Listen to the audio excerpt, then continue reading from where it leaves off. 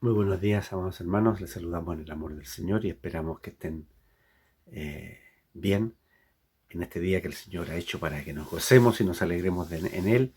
Queremos invitarles a compartir este momento de adoración, de alabanza, de meditación y de oración.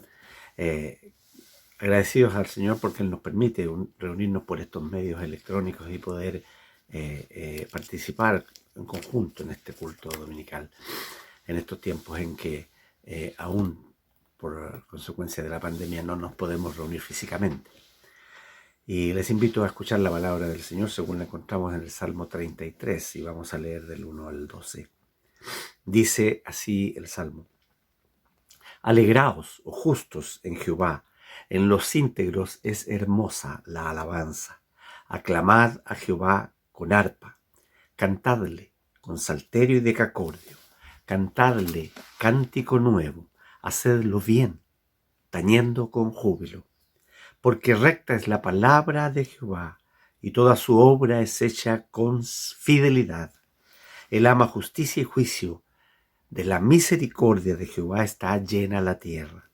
Por la palabra de Jehová fueron hechos los cielos, y todo el ejército de ellos por el aliento de su boca. Él junta como un montón las aguas del mar, Él pone en depósitos los abismos. Tema a Jehová toda la tierra, teman delante de Él todos los habitantes del mundo, porque Él dijo y fue hecho, Él mandó y existió. El Señor Jehová hace nulo el consejo de las naciones y frustra las maquinaciones de los pueblos. El consejo de Jehová permanecerá para siempre, los pensamientos de su corazón por todas las generaciones. Bienaventurada la nación cuyo Dios es Jehová, el pueblo que Él escogió como heredad para sí. Amén. Que el Señor añada bendición a su palabra. Les invito a orar. Dios y Padre Santo, infinito y eterno Señor, alabamos y bendecimos tu nombre en esta hora. Te expresamos, Señor, nuestra gratitud por todo lo que tú has hecho y has dado por nosotros. Y exaltamos tu nombre, Señor, porque tú eres nuestro Dios, porque tú eres nuestro Padre, porque eres el hacedor de todo cuanto existe y sustentador de todo cuanto existe. Y reconocemos, Señor, tu soberanía, no solo en la naturaleza, en la creación, sino que en nuestras vidas. Pedimos tu presencia y dirección en este culto. Que recibas, Señor, nuestra adoración, que recibas nuestras alabanzas, que escuches nuestras oraciones y que, oh Señor, a través de tu Espíritu permitas que tu palabra, que será exhortada, quede grabada en nuestras mentes y en nuestros corazones para ponerla por obra. Bendícenos pues, Señor, en este día a cada uno de los que nos congregamos, a nuestras familias y a nuestros hermanos en la fe que están, oh Señor, igual que nosotros hoy, adorándote, exaltando tu nombre y recibiendo el mensaje de tu palabra a través de estos medios. Quédate pues con nosotros y guárdanos en tu amor y recibe nuestra adoración, que lo hacemos todo en el nombre bendito de tu Hijo, nuestro Señor y Salvador Jesucristo. Amén. Les invito, hermanos, a seguir alabando al Señor. Vamos a hacerlo escuchando y participando ahí en nuestros hogares de la adoración a través de el cántico del himno A ti, Señor, omnipotente Dios.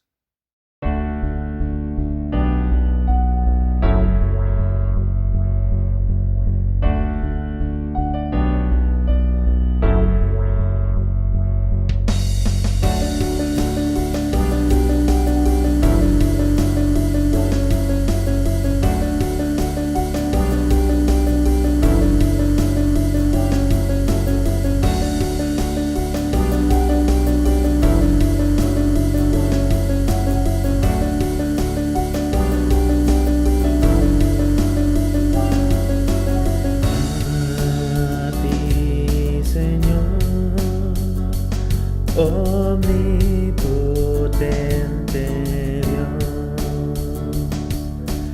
con humildad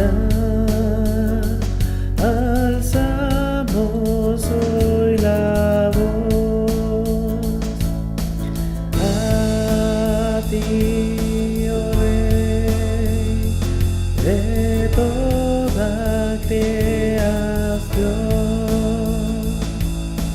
Gloria y honor rendimos con un son.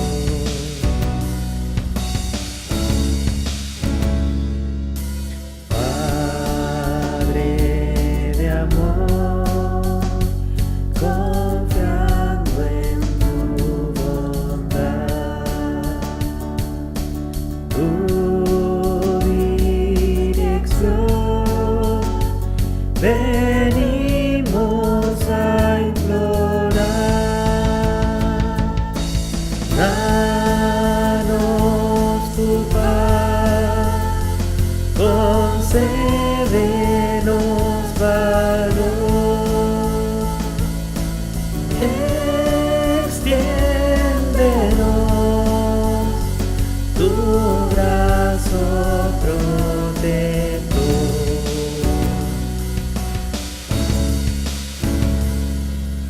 Tu bendición a nuestro pueblo da, y la razón tu luz recibirá. Enséñanos tus leyes a guardar, y que Jesús gobierne en todo hogar, en todo hogar.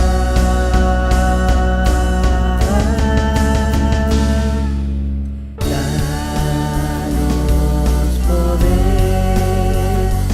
al enfrentar el mal. A nuestro pie no dejes resbalar. Tu corrección queremos recibir, y con lealtad deseamos te seguir.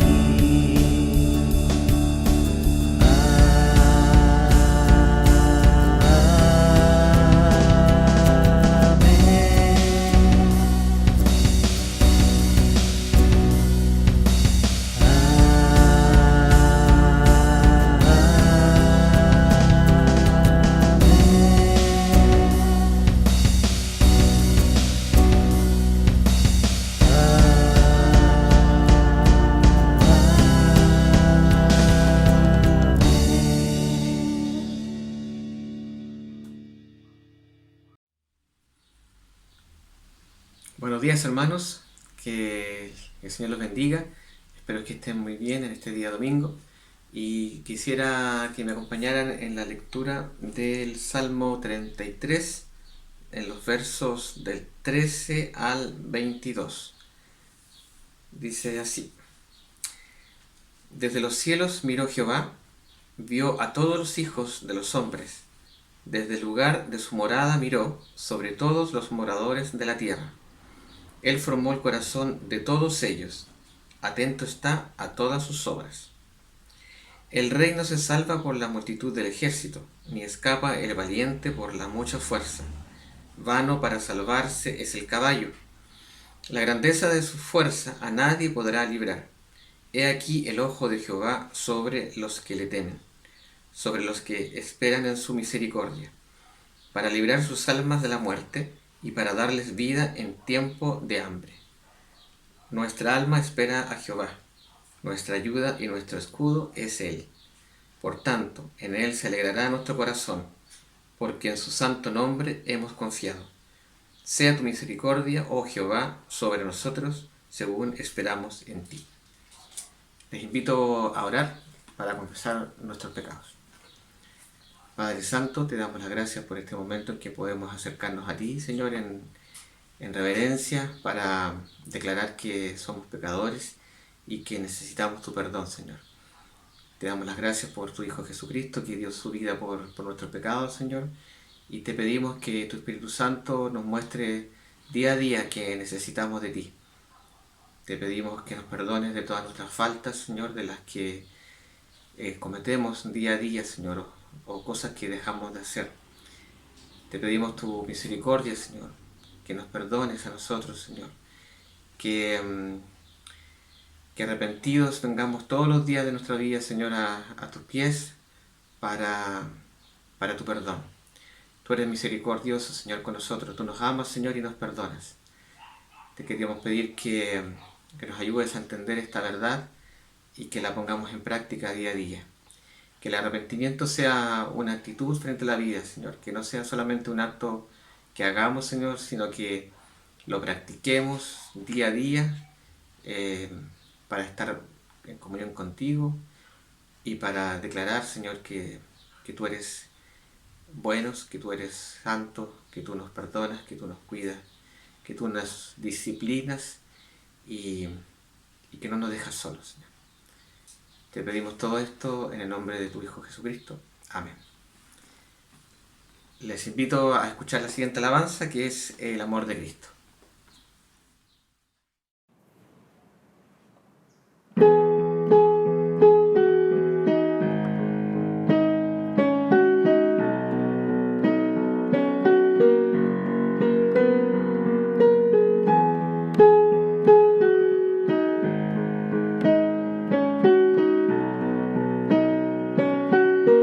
Profundo es el amor de Cristo,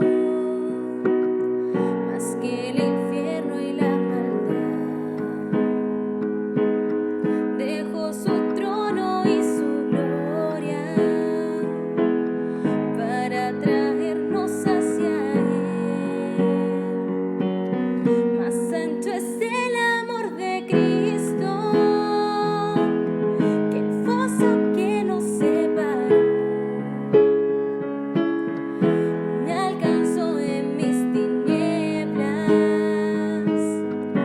solo en Él hay salvación. Más profundo que el mar, más allá del cielo está, tu amor me bastará. Más fuerte es el amor de Cristo que mi enemigo más feroz. Me sostiene en la tormenta, las aguas no me cubrirán. Me guiará el amor de Cristo en el más hondo valle aquí. Me pastoreará por siempre y me guarda junto a Él. Más profundo que el mar, más allá del cielo está, tu amor me bastará. Más fuerte que la tempestad,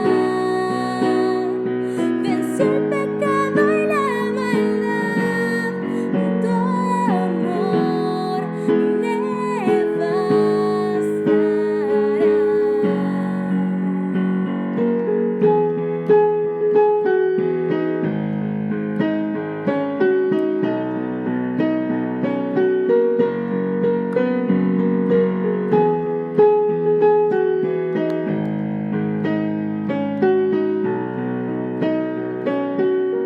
Más dulce es el amor de Cristo,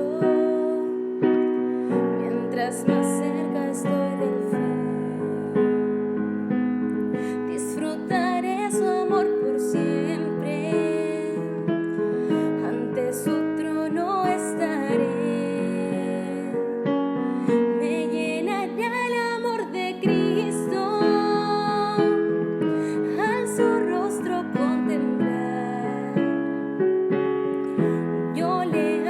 alabaré por siempre,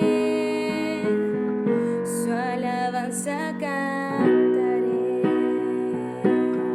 su alabanza cantaré, su alabanza cantaré, su alabanza cantaré. Más profundo que el mar, más allá del cielo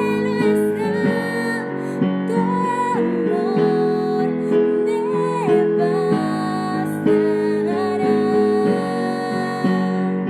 Más fuerte que la tempestad, venció el pecado y la maldad, tu amor me bastará.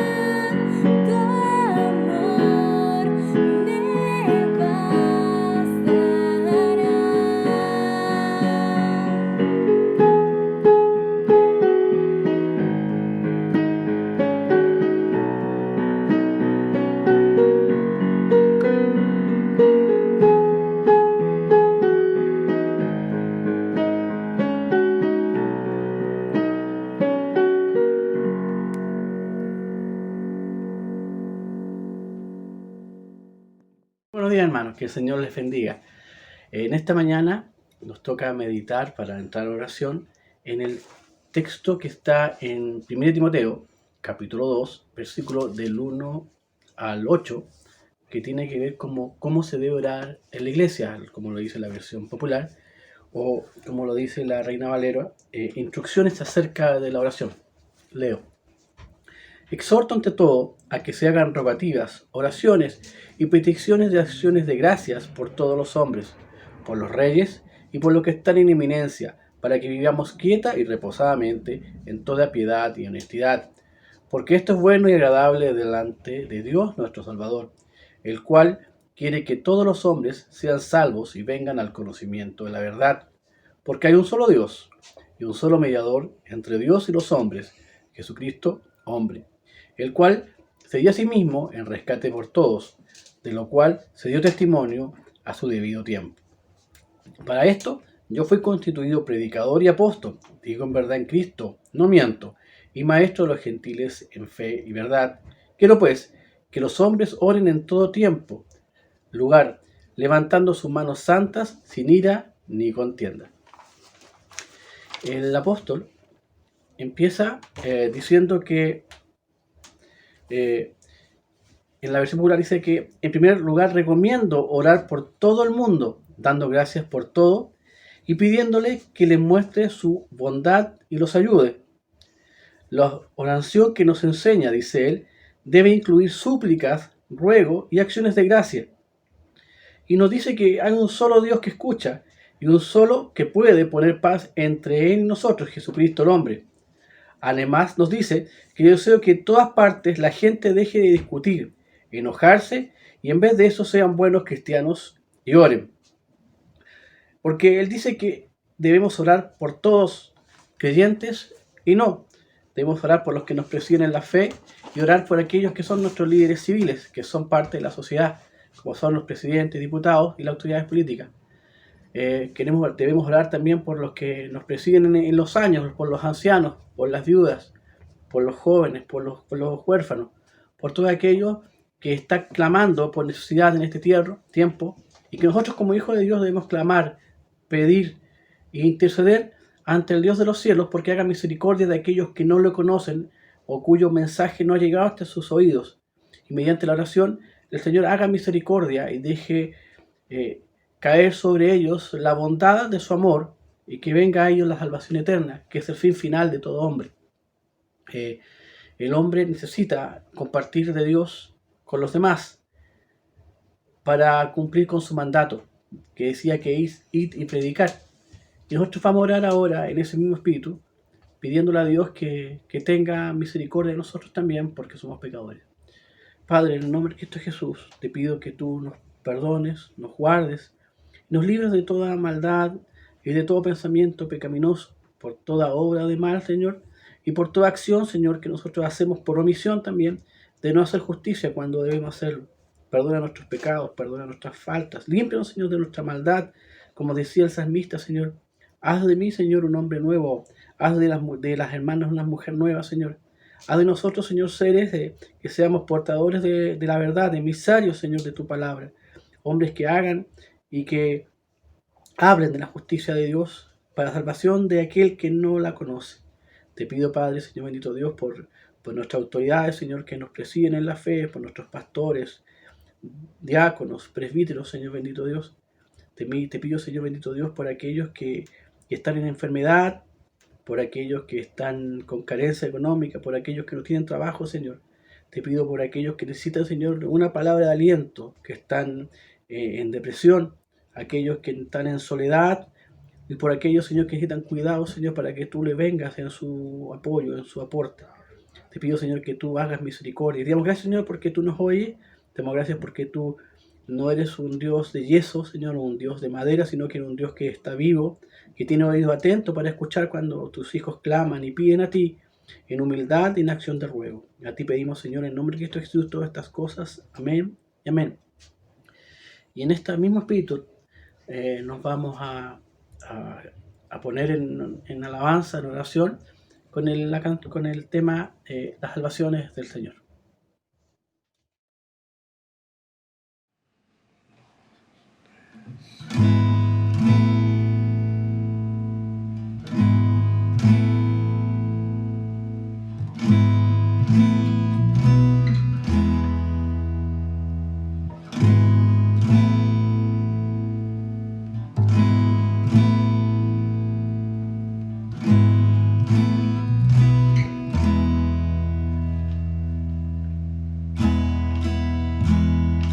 Aunque el mal se levante contra mí, no temeré, no temeré. Y aunque ve a mi carne perecer, no temeré, no temeré. Sé sufrir, sé conmueve mi fe, no temeré, no temeré. Y diré al Señor, refugio mío, mi fortaleza, tu nombre bendeciré. Tiempo te confiaré, escudo alrededor de mí, no temerá mi corazón, las salvaciones del Señor. Mi vida escondida está en Cristo por la eternidad, las salvaciones del Señor.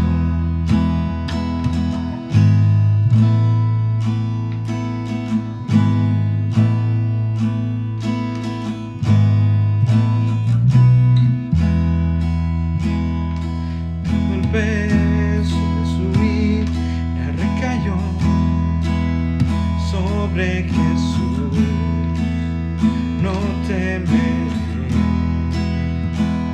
perfecto amor que ha cubierto mi maldad y hecho fuera mi temor, no temeré. Y diré al Señor, refugio mío, fortaleza, tu nombre bendeciré y en todo tiempo en ti confiaré, escudo alrededor de mí, no temerá mi corazón, las salvaciones del Señor.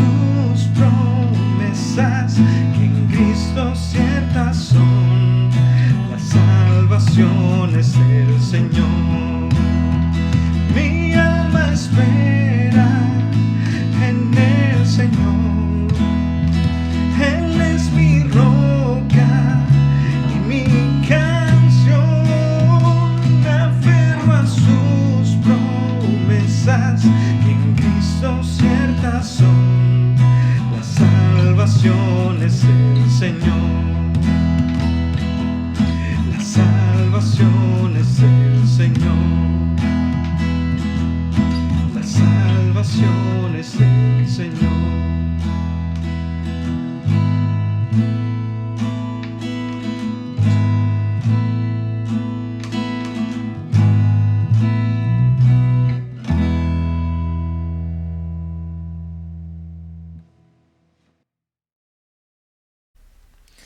Estimados hermanos, les saludo en el amor del Señor.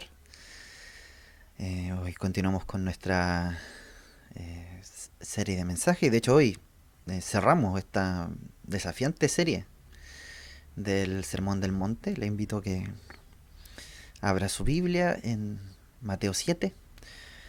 Mateo 7, vamos a leer desde el versículo 24 al 30.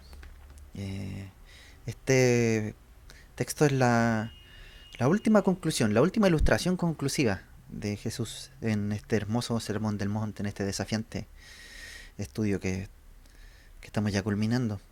Y esta última conclusión es la parábola de los dos cimientos. Mateo 7, 24 al 30. Antes de leer el texto, le tengo una pregunta. ¿Construyó usted alguna vez, cuando niño, un castillo de arena en la playa? O sea, o tal vez no, cuando no tan niño. Tal vez le gusta hacer castillo de arena ahora, no sé. Pero acuérdese de alguna vez que usted lo haya hecho, un glorioso castillo de arena en la playa. No sé si usted era de mi tipo, pero a mí me gustaba hacerle un muro de arena al castillo de arena en la playa para protegerlo, y una zanja también, para que cuando vinieran las olas del mar, el agua no llegara al castillo y así nunca fuera destruido. O así yo pretendía y creía, neciamente, claramente. Porque al final el mar siempre ganaba. Y uno termina enojado con el mar incluso. O al menos yo terminaba enojado con el mar porque siempre te destruía el castillo en el que estuviste toda la tarde trabajando. Jesús, hoy en el texto, utiliza una ilustración similar, así de cotidiana, para que evaluemos sobre qué construimos nuestra vida. El maestro nos invita hoy día a reflexionar en cuál es el fundamento de nuestra vida. Pero también nos invita a ver que estamos en un mundo lleno de gente cuya vida ha sido construida en arena, cuyos cimientos colapsarán cuando llegue la tormenta. En esta conclusión de todo lo que hemos visto en el Sermón del Monte, el texto cuestiona cómo responderemos a la luz de todo el Sermón del Monte. Leamos Mateo 7 desde el versículo 24. Dice: cualquiera pues que me oye estas palabras y las hace, le compararé a un hombre prudente que edificó su casa sobre la roca. Descendió la lluvia y vinieron ríos y soplaron vientos y golpearon contra aquella casa. Y no cayó, porque estaba fundada sobre la roca. Pero cualquiera que me oye estas palabras y no las hace, le compararé a un hombre insensato que edificó su casa sobre la arena. Y descendió la lluvia y vinieron ríos y soplaron vientos y dieron con ímpetu contra aquella casa y cayó. Y fue grande su ruina. Cuando terminó Jesús estas palabras, la gente se admiraba de su doctrina, porque les enseñaba como quien tiene autoridad y no como los escribas. Le invito a que tengamos un momento de oración. Señor nuestro, nos acercamos a la Biblia, a la Escritura, reconociendo que ella es tu palabra para nosotros, ella es palabra inspirada, ella es tu verdad, y te pedimos que tú permitas con tu Espíritu Santo que ella nos hable hoy día. Venimos con solemnidad, venimos con temor a ti, para que por favor tú nos hables a través de la palabra. Por favor, prepara nuestra mente, prepara nuestro corazón para recibir lo que tú tienes para nosotros hoy día.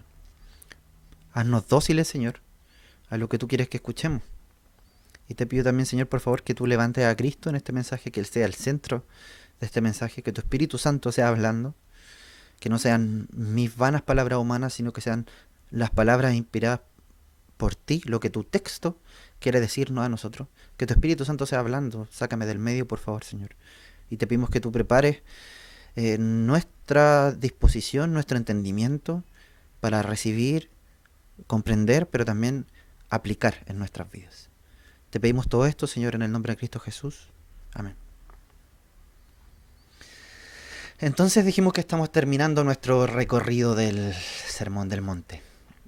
Los discípulos han sido los principales receptores de todo este mensaje, pero Jesús no ha perdido de vista a las multitudes tampoco, y a los líderes religiosos. Ha invitado también a las multitudes a entrar en el reino de los cielos y le ha advertido, junto con sus discípulos, del erróneo liderazgo de los líderes religiosos. Jesús, en este último capítulo, ya ha estado concluyendo el Sermón del Monte con una serie de 4 advertencias que nos muestran que el destino eterno está en juego. Él pide a sus discípulos que examinen su vida para asegurarse que no son meros profesantes, sino que son verdaderos miembros del reino de los cielos. Pero también ha invitado a las multitudes a entrar por la puerta angosta, a considerar cuidadosamente la alternativa de entrar en el reino de los cielos. Cada uno de los interpelados en estos últimos textos ha de tomar una decisión. ¿Estoy con Jesús o no estoy con Él? O entras por la puerta angosta o no entras. O caminas por el camino estrecho o caminas por el camino ancho. ¿Sigues la verdadera enseñanza o te dejas engañar por falsas esperanzas? O Jesús es tu Señor verdadero o simplemente no lo es. No hay terreno intermedio, no hay otra elección. Debes tomar una determinación con consecuencias que de hecho tienen eternas. Esa misma intención de los últimos textos continúa hoy día. Jesús dice, por tanto, cualquiera que oye estas palabras mías y las pone en práctica. Dice, por lo tanto, o pues, como traduce la Reina Valera. Jesús pronuncia entonces lo que va a seguir ahora esta parábola del constructor sabio y del constructor necio como un desafío, una última conclusión ilustrativa, que es por tanto de todo el Sermón del Monte. Esta última sección es la conclusión de todo, conclusión final del Sermón del Monte. Y Jesús nos invita a oír activamente, dice, por lo tanto, cualquiera que me oye estas palabras, las palabras son las palabras de Jesucristo. Nos invita a atender sus palabras, o sea, todo el mensaje que ha pronunciado, pero aplicarlo. Mis palabras, el que oye las palabras mías, es enfático. Es la enseñanza suya la que debemos escuchar y no las de otro. Le pido por favor que observe ahí en el texto los versículos 24, 25, 26 y 27. Pero hagamos un ejercicio de observar, por favor, la simetría. Hay aquí un intencional paralelo en los versículos, entre dos alternativas. De hecho, el texto es simétrico, casi poético incluso en el griego. Usa las mismas palabras para describir una historia y la otra. En el fondo cuenta como dos versiones de la misma historia. Son dos historias similares, casi idénticas, pero tienen pequeñas diferencias. Y esas pequeñas diferencias en realidad marcan una gran diferencia.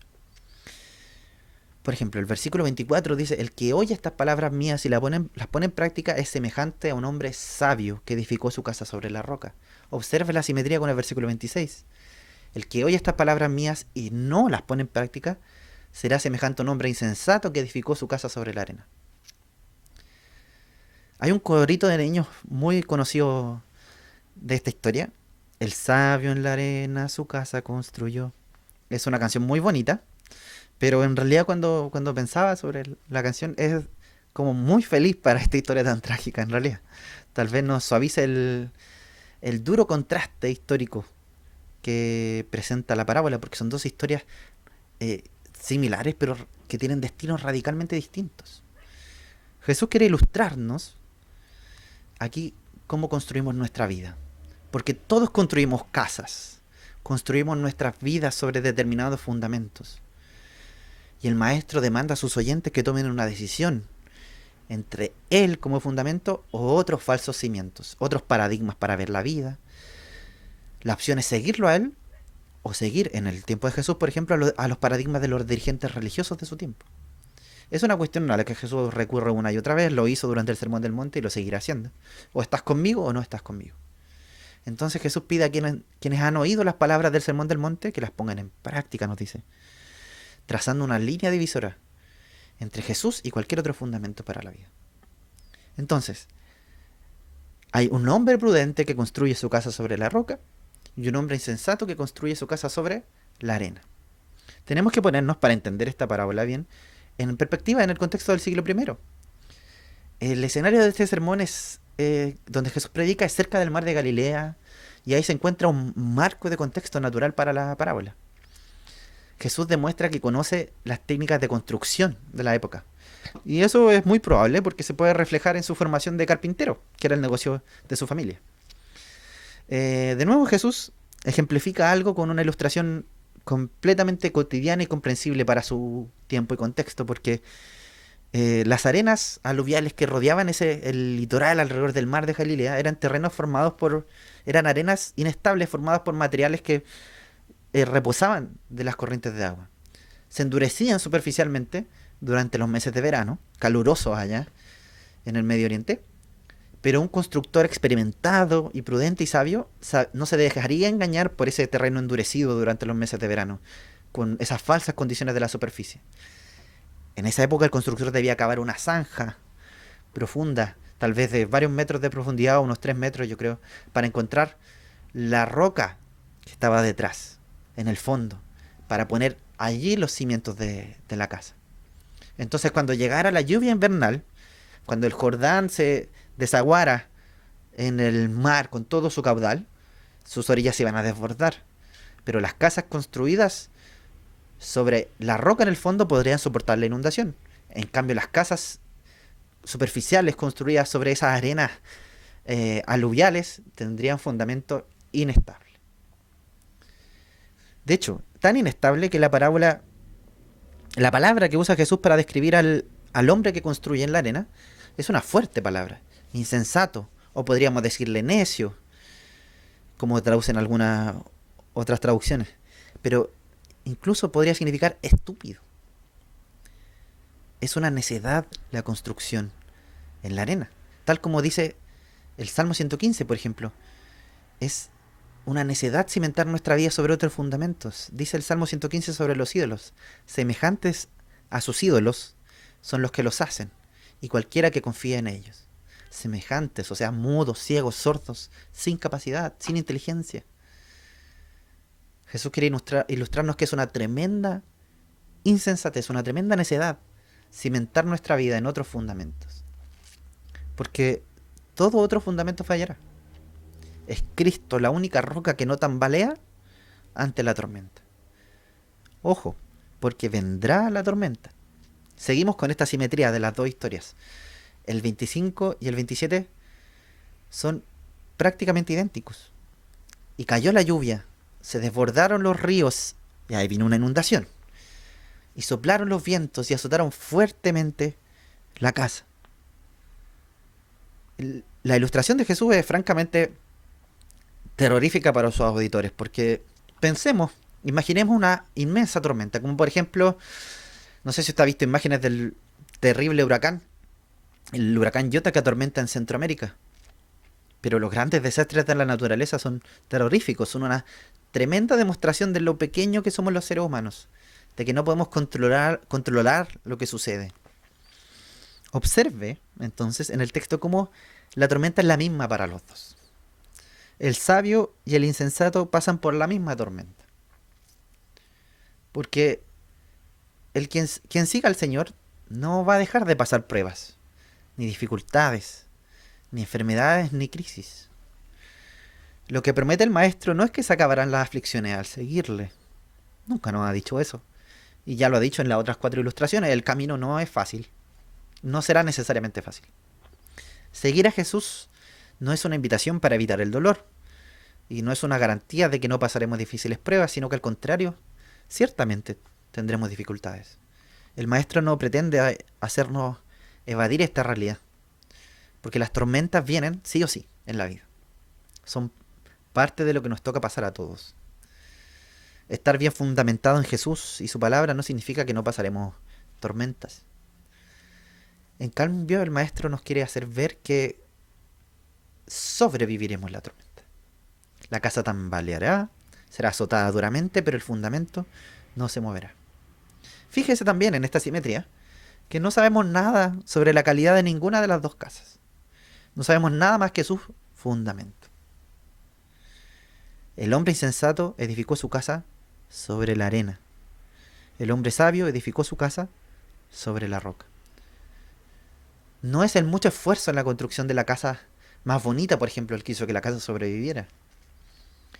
Así como no es nuestro empeño en la obediencia el que hará que pasemos menos pruebas. Así como no serán nuestras obras las que nos defenderán ante el tribunal de juez del cielo, como en el texto anterior. Después de que dejemos esta tierra para encontrarnos con esa tormenta final, que es la muerte, donde todos sí o sí tendremos que pasar. Así que en la historia que Jesús nos cuenta, el contraste entre la decisión del prudente y del necio está en el fundamento que escogieron. Es el fundamento, no la calidad de la casa, la que determina qué sucede. El versículo 27 nos muestra: la tormenta azotó la casa y dice, y cayó. Y fue grande su destrucción, fue una inmensa ruina. La destrucción final de la casa del necio es enfática. Pero fíjese en el 25, la casa del sabio resiste. Dice, pero no se cayó. La tormenta azotó fuertemente la casa, la misma tormenta. Pero no se cayó, ¿por qué razón? Porque había sido fundada sobre la roca. Así la tormenta no podrá vencer a la casa que está cimentada en la roca. Al que está en el verdadero fundamento, el cual es Jesucristo, como dice Pablo en 1 Corintios 3:11. Entonces, ni ansiedades, ni afanes, ni dolor, ni enfermedad, ni siquiera la misma muerte podrá derrumbar la vida cimentada en el fundamento. Tropezaremos, con certeza, incluso caeremos, pero no pereceremos. Y aquí una maravillosa seguridad. Qué maravillosa seguridad tenemos, hermanos. Tal como dice el Salmo 16, no me dejarás entre los muertos, ni dejarás a tu santo ver corrupción. Me mostrarás la senda de la vida eterna. Plenitud de gozo hay en tu presencia, y delicias a tu diestra por la eternidad. Porque Cristo venció. Cristo venció la muerte en la cruz y venció la tormenta finalmente. El tremendo himno de Lutero Castillo Fuerte nos dice: nos pueden despojar de bienes, nombre, hogar, el cuerpo destruir, mas siempre ha de existir de Dios el reino eterno. Sea en este mundo o en el venidero, experimentaremos la victoria sobre la tormenta, porque siempre ha de existir el reino eterno de Dios. La victoria de Cristo es una definitiva y permanente. Ese es un fundamento que jamás será conmovido. La tormenta pasará y nuestra vida permanecerá, porque Él no permitió que su santo hubiera corrupción. Jesucristo venció la muerte en su resurrección. Hoy nosotros estamos firmes, eternamente firmes, en la seguridad de Jesucristo el fundamento. Entonces los que oyeron el sermón del monte ahí en el siglo I, entendieron rápidamente el significado superficial de la parábola. Comprendían perfectamente que era muy necio el construir sobre la débil arena, la arena aluvial, y no construir sobre el lecho firme y el fundamento que estaba debajo. Pero la pregunta es si podrían haber entendido lo que está más allá de la parábola y captar lo que Jesús quería decir. Si es que estarían dispuestos a rechazar los otros cimientos, las otras arenas aparentemente seguras, pero en realidad superficiales y vanas. Arenas como la del liderazgo de los escribas y de los fariseos, los dirigentes religiosos que fomentaban una forma de justificación y de justicia superficial, que en realidad ocultaba un fundamento inestable de hipocresía religiosa. Finalmente, esas inestabilidades de la arena se manifestarían en la falta de respuesta a las necesidades más profundas de las personas ante la tormenta. ¿Estaría la gente dispuesta a optar por poner las palabras de Jesús como el fundamento de sus vidas? En esta parábola, Jesús continúa ofreciendo una invitación a construir sobre la roca verdadera, la roca de la vida en el reino de los cielos. Pero este es un camino impopular, problemático incluso, puesto que quienes le siguen dejan atrás un camino más cómodo, el camino que ofrecen otros falsos fundamentos. El sabio muestra cómo ha considerado cuidadosamente las inestables arenas de las enseñanzas humanas y cómo entendió que Jesús es la única verdad segura de la vida. El prudente piensa de antemano en las tormentas y sacrificios venideros, construye su vida sobre la roca que son las palabras de Jesús. la, la elección de los cimientos sobre las que construir la vida no es menos dura en nuestros días. La persona sabia construye su vida en Jesús, al margen del clima cultural o religioso. Hoy podemos nosotros leer esta parábola ante las arenas que el mundo propone. Éxito, estabilidad financiera, consumo, la búsqueda de posesiones materiales.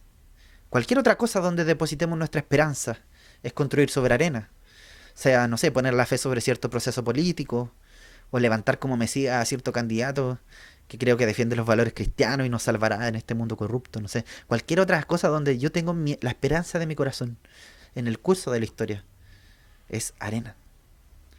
Por eso el texto nos llama hoy día a identificar el correcto fundamento, para cimentarnos en Jesucristo y nadie más. Identificar el correcto fundamento. Hay otro corito que me acordaba también estudiando esta semana sobre esta parábola, un corito de niños también muy bueno que dice: construye tu casa sobre la roca y durará.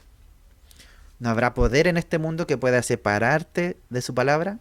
Construye tu casa sobre la roca que es Jesús. El texto nos invita primero a revisar cuál es nuestro fundamento, porque existen distintas narrativas que compiten en el mundo, por ser aquellas en las que cimentamos nuestro corazón, cimentamos nuestra historia, cimentamos nuestra visión del mundo. Pero la pregunta que debemos hacernos: ¿qué significa en la práctica poner la vida en el fundamento de la enseñanza de Jesús? ¿Qué significa en la práctica elegir el fundamento de la roca y no de la arena? Porque debemos tener cuidado. La narrativa religiosa y moralista no es la de Jesús. Él mismo reprendió la forma de ver la vida religiosa de los fariseos, de juzgar a los demás. Así que esto no se trata de una defensa de los valores tradicionales como hacían los fariseos. Esta conclusión, este párrafo conclusivo, solo toma verdadero sentido a la luz de todo el Sermón del Monte. Jesús dijo: el que me oye estas palabras que Jesús ha puesto en todo el mensaje y las hace, es el hombre prudente. Así que por favor acompáñame al capítulo 5. Observa el Mateo 5, versículo 20. Dice: les digo que si vuestra justicia no es mayor que la de los escribas y fariseos, no entraréis en el reino de los cielos. Jesús expone aquí el verdadero cumplimiento de la ley.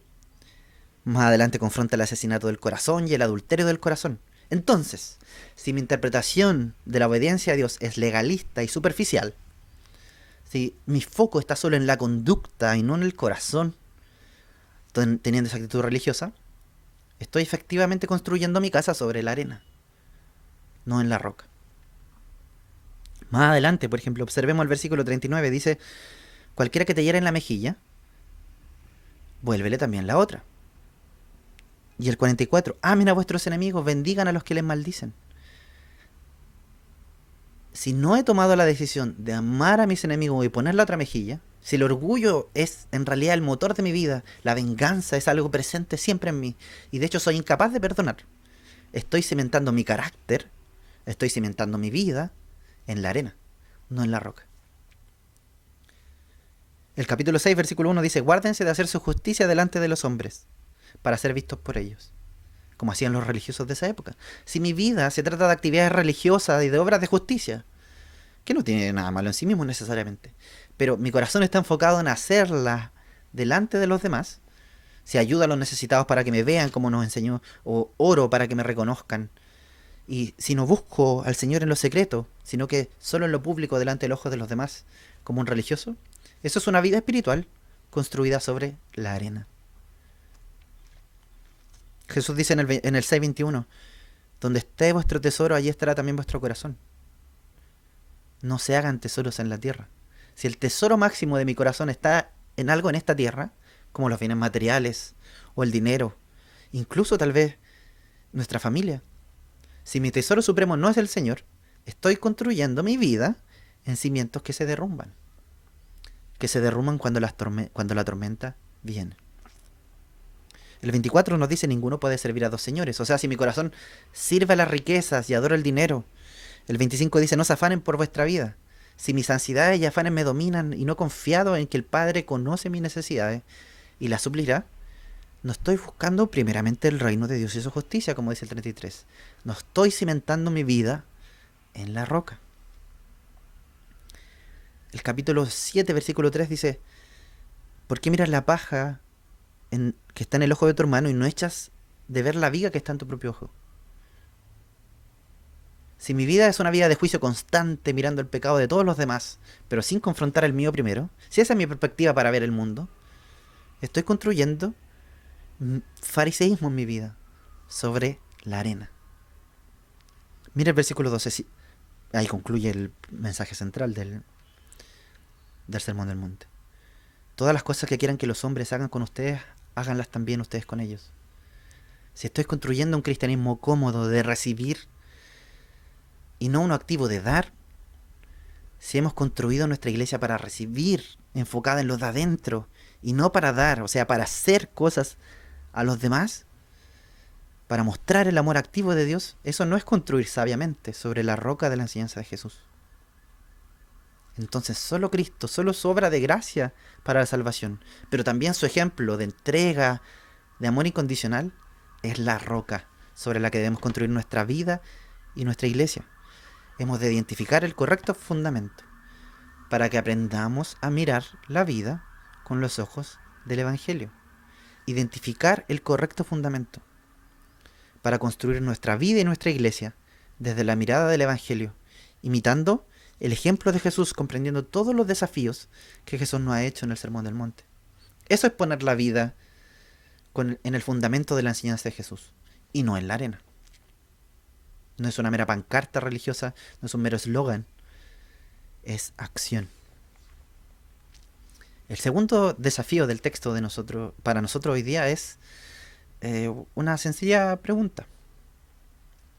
¿Cómo reaccionarás tú ante la enseñanza de Jesús en el Sermón del Monte? Mateo cierra el Sermón del Monte con una frase o sumario que nos relata la reacción de las multitudes en el versículo 28 y 29.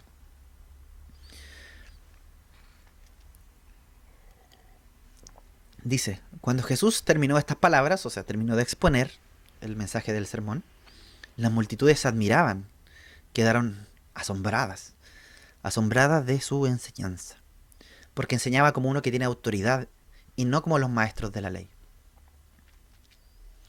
Mateo pone en relieve la autoridad de Jesús, la autoridad con la que él ha hablado todo este mensaje, porque Jesús tiene una autoridad incomparable. De hecho, es inherente a él. Él decía: ustedes oyeron que fue dicho, pero yo les digo como suprema autoridad. Su enseñanza es tan contundente que incluso la gente pudo ver claramente que es portador de la autoridad de Dios. Entonces el foco último de Mateo está en el propio Jesús. Mateo quiere que nosotros, sus lectores, veamos que las palabras de Jesús tienen autoridad. Autoridad por ser quien es Él verdaderamente. El único autorizado Mesías para ser el fundamento del pueblo de Dios, para ser aquel en quien el pueblo de Dios pone su esperanza. Y las multitudes reaccionaron a esa magistral enseñanza. Quedaron admirados, atónitos. Tenemos que tener, eso sí, cuidado con lo que Mateo pone en su conclusión, porque esta conclusión tiene un dejo incluso tal vez de ironía. El asombro ante las enseñanzas de Jesús no indica aceptación. El término se asombraron o se admiraron es una forma pasiva de admiración, que de hecho en el Evangelio de Mateo nunca alude a la fe. En realidad indica una respuesta emocional. ¡Wow! Una reacción. ¡Qué gran maestro fue!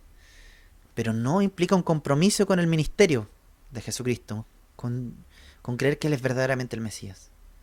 En Mateo la palabra eclepso, se utiliza para describir, por ejemplo, la escéptica reacción de Nazaret al ministerio de Jesús.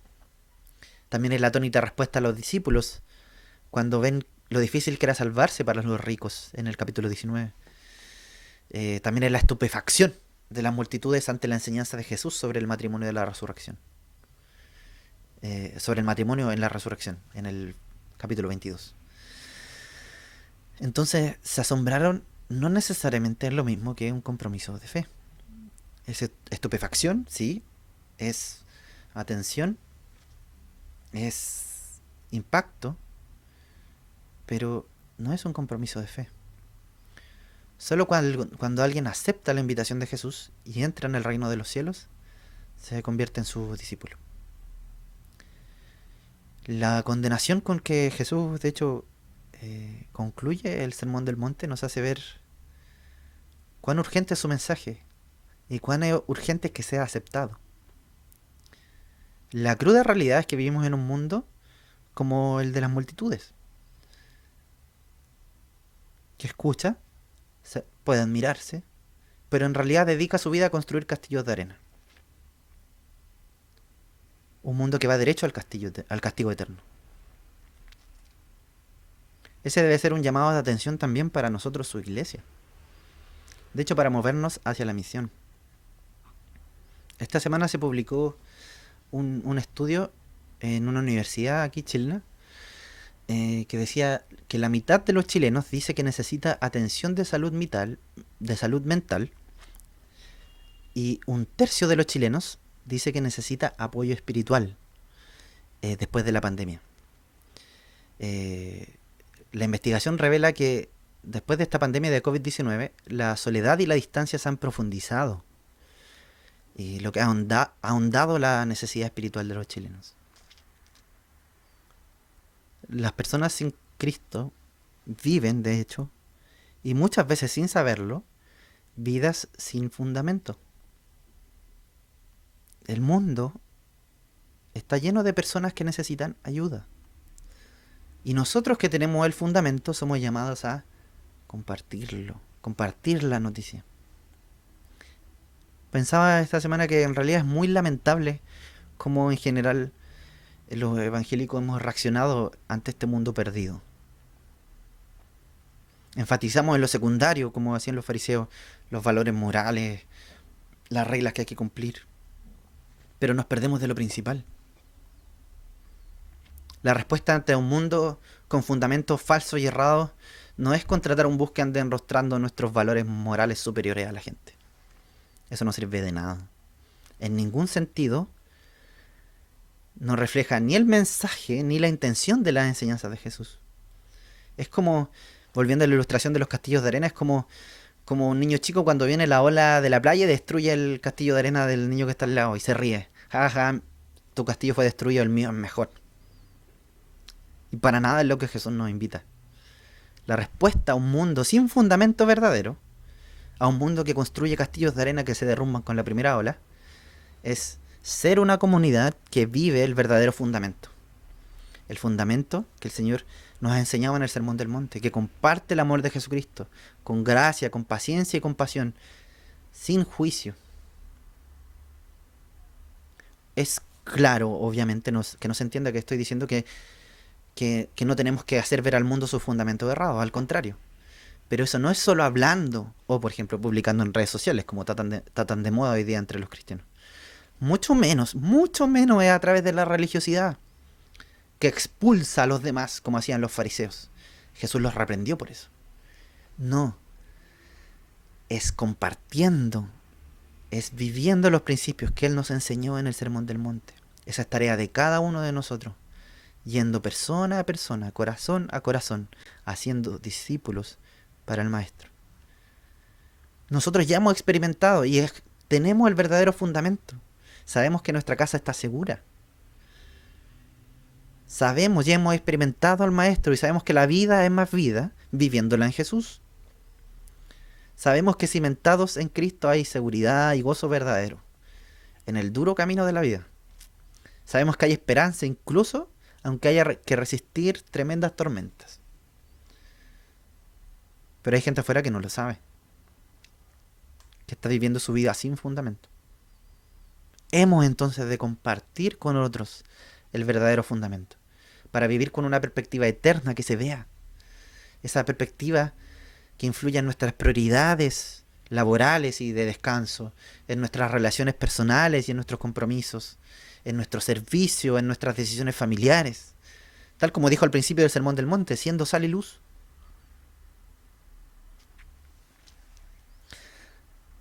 Las últimas palabras del Sermón del Monte, de este gran sermón del Maestro, terminan con una nota trágica incluso. La casa del necio cayó y fue grande su ruina.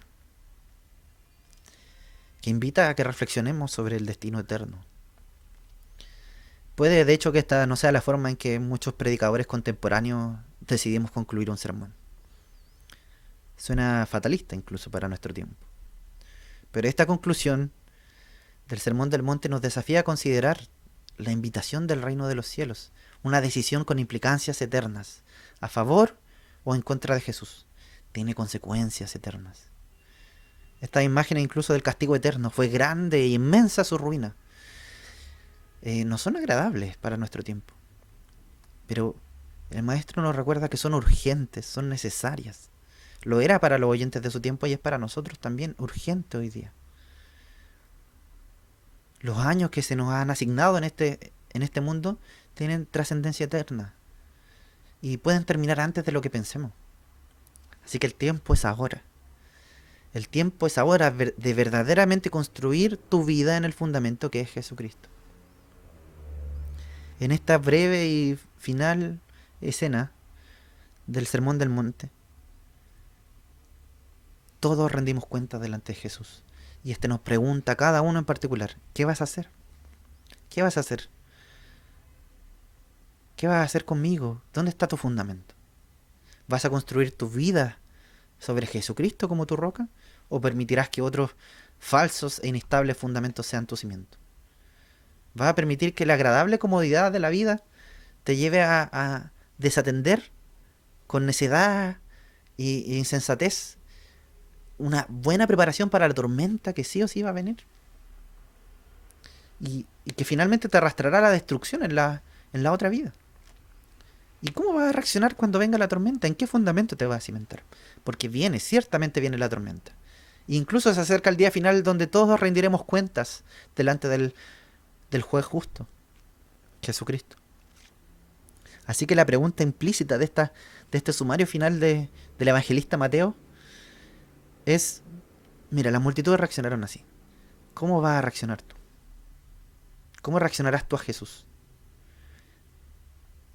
Ellos reaccionaron admirados y atónitos por la enseñanza. ¡Uy, qué gran maestro de la ley!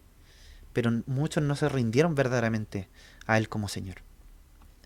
Pero tú, ¿te has rendido a Él? No hay términos medios. No es, es que si yo soy más bueno que malo o si soy buena gente. No, ¿estás con Jesús o no estás? Tal como hizo en ese tiempo Jesús, el texto no me hace imperativo preguntar, ¿estás con Jesús o estás contra Él? ¿Entiendes claramente cuáles son las consecuencias eternas de ambos fundamentos?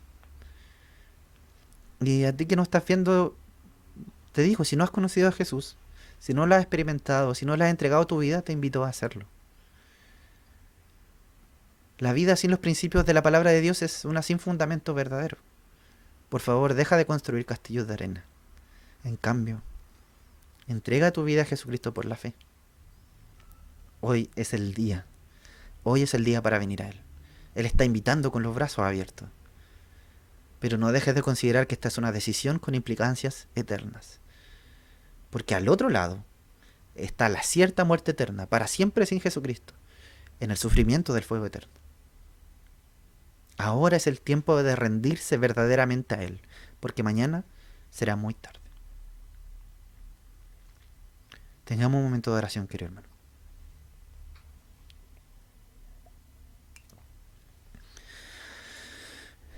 Señor nuestro,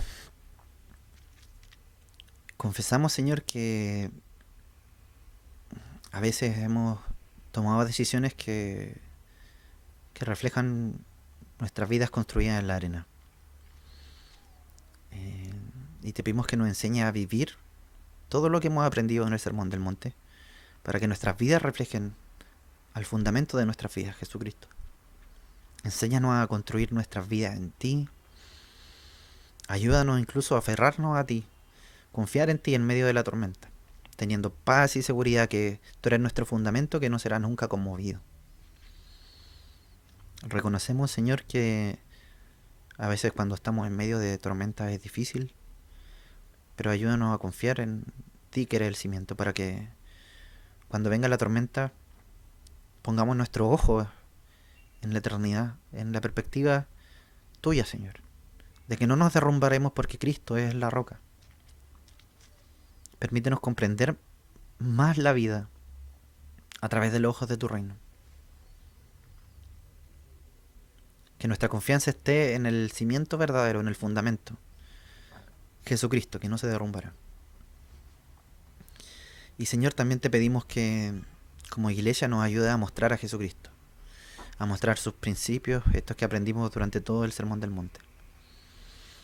Que en estos tiempos donde el mundo vive vacío, sin fundamento, podamos ser un pueblo que es luz, ser un pueblo que vive como Jesús vivió, no solo un pueblo que proclama consignas religiosas y morales. Enséñanos, Señor, a ser iglesias que viven tu evangelio, que aman, que ponen la otra mejilla, que sirven, que hacen por los demás, Señor. Motívanos con tu Santo Espíritu, por favor, para que incluso en este tiempo difícil de pandemia nosotros podamos cimentar nuestra vida en Cristo Jesús, pero también podamos vivirla como Él la vivió. Y finalmente, Señor, te pedimos por aquellos que no te conocen, por aquellos que andan construyendo su vida en la arena, Señor, porque no conocen tu verdad, no conocen a la roca que es Jesús. Danos compasión por ellos, Señor, porque cuando viene la tormenta ellos se derrumban. Señor, si hay alguien aquí que está escuchando y que aún no te conoce, te pido que esta palabra pueda dar fruto y pueda obrar en él, por favor, Señor. Te pido que esas personas rindan su vida a ti. Que esas personas sean inquietadas por tu Espíritu Santo.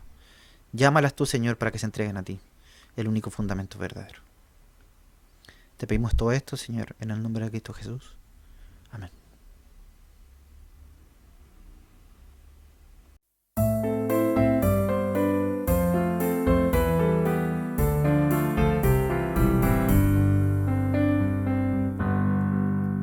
Yo sé que mi Redentor vive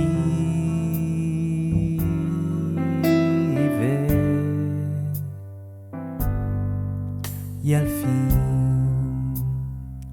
se levantará sobre el polvo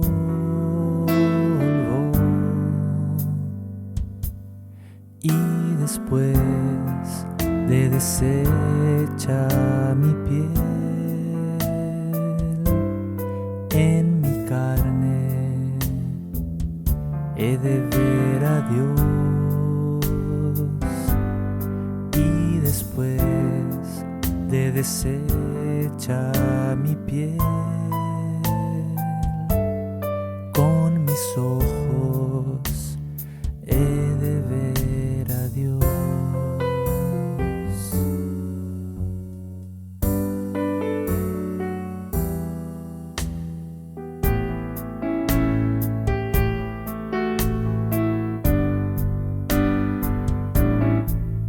Yo sé que mi Redentor vive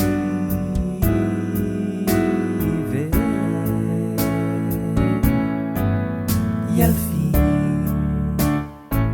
se levantará sobre el polvo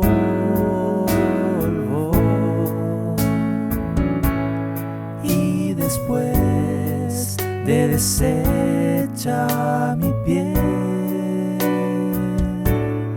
en mi carne he de ver a Dios,